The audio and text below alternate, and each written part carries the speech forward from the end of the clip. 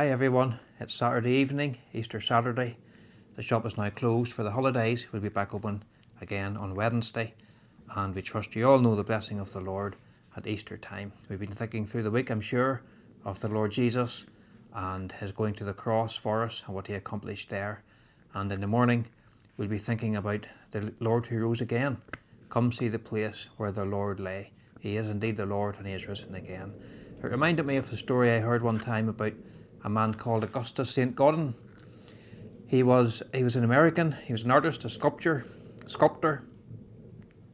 and with a lot of other Americans he came over during the 1800s to study in Europe, to learn art and science and so on. Samuel Morse was another one who came at the same time. A very interesting story. You should read his story too. But this man came along to learn his trade in Paris, and he took ill in Paris, and he expected he was going to get a very grave diagnosis from his doctor. It didn't turn out that way, but that's what he thought. And this night, in despair, he resolved to take his own life.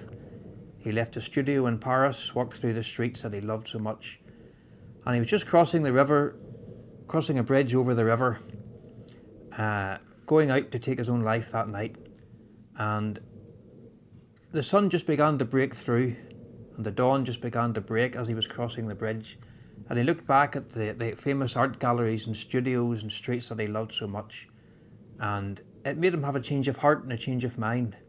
He went on to be a very famous sculptor. He has sculptors all over America and some in the UK and Ireland. But he said of his experience, he said, in the light of the risen sun, everything looked different. I thought we could say that as Christians today. In the light of the risen sun, everything looks different. The Lord is risen indeed, and the one who saved us is alive to be with us and is coming again soon for us. I just thought I would pick out a little book, a little poem from our poetry book, Beneath the Wings of Love, to read for you. This one's called Wounded for My Transgressions. We weren't able to discover who wrote it, but nevertheless. Wounded for my transgressions, slowly the words I read. Swiftly the tears will gather, truly the heart should bleed. Wonderful condescension, matchless infinite grace, Jesus the sinless holy, taking the sinner's place. Wonderful, wonderful story, wonderful depth of love, laying aside his glory, leaving the courts above. Jesus, a man of sorrows, homeless and friendless he, wounded, so cruelly wounded, bruised and broken for me.